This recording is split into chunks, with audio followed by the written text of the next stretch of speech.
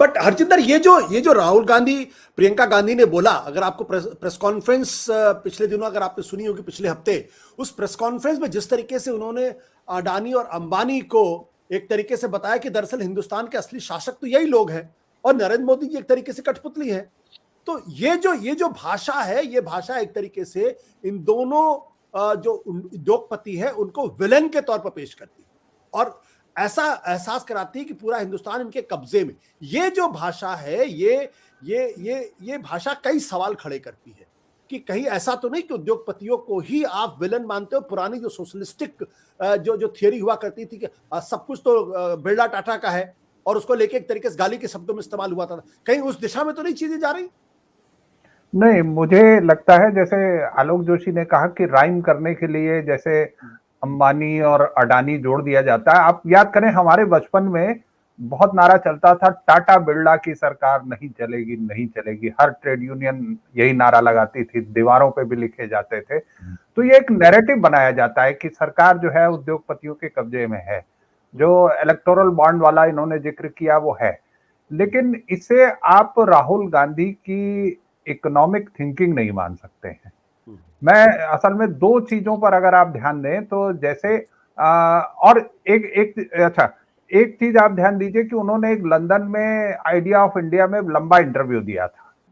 उसमें economic policy पे उन्होंने बोलते हुए कहा था कि की और स्ट्रेटेजिक सेक्टर में जो है वो पब्लिक सेक्टर रहेगा, उसके अलावा जो ग्रोथ है वो प्राइवेट सेक्टर से ही आएगी। ये उन्होंने साफ साफ कहा था और बहुत सारी बातें कही थी। तो मुझे लगता है कि उसको हमें मानना चाहिए। उसके अलावा राहुल गांधी से जब ये सवाल पूछा गया कि आपके मुख्यमंत्री तो अडानी से मिलते हैं, तो उन्होंने कहा नहीं, अडानी से मेरा विरोध नहीं है, मेरा विरोध मोनोपोली से है।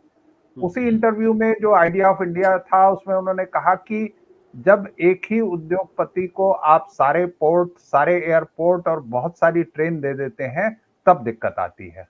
तो उस मोनोपोली के खिलाफ है।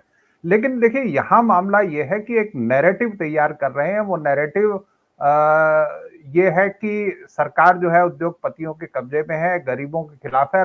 राहुल गांधी शुरू से ये कोशिश करते रहे हैं कि वो अपने को गरीबों से या उन लोगों से जोड़े रहें किसी ना किसी तरह से। भट्टा परसौल में आप देख लें, या आप देख लें नीमागिरी फॉरेस्ट में जब वेदांता का प्लांट लग रहा था तो उन्होंने आदिवासियों का समर्थन किया था। ऐसे बहुत सारी घटनाएं हैं राहुल गांधी के साथ।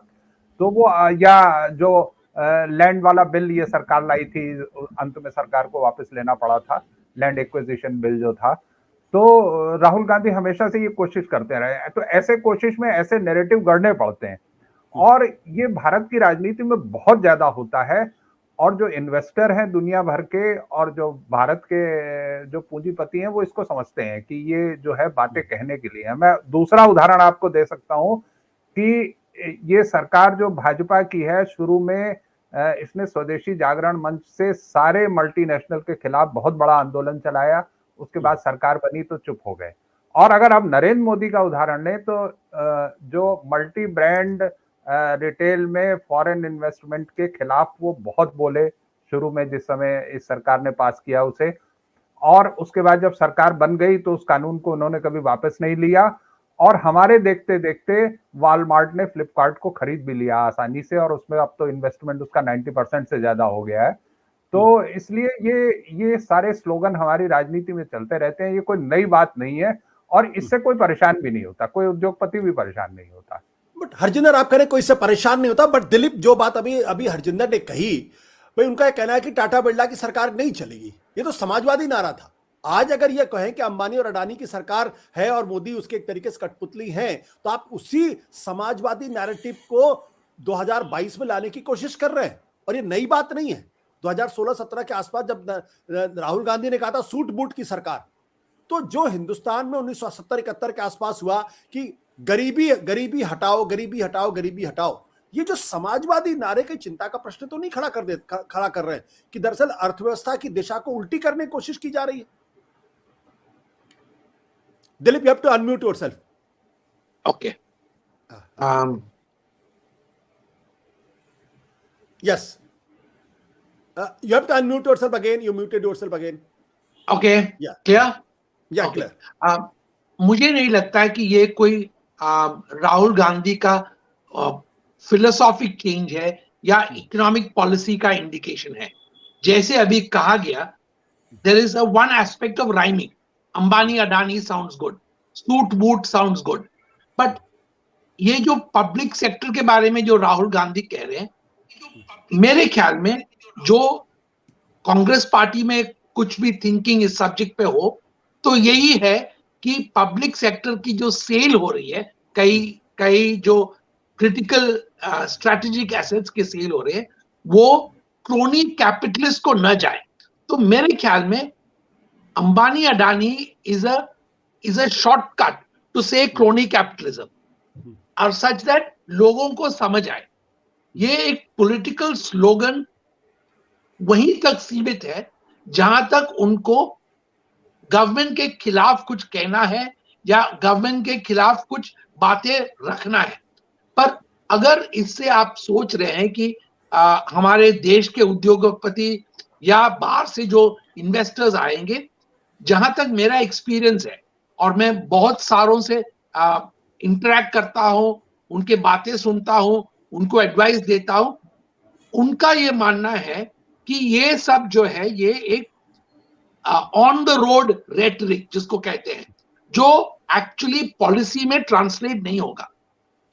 रही यही बात कि is Rahul Gandhi in the कब्जा ऑफ सम लेफ्टिस्ट थिंकर्स, मुझे नहीं लगता है कि राहुल गांधी का जो थॉट प्रोसेस है वो इतनी जल्दी इन्फ्लुएंस होने वाला है।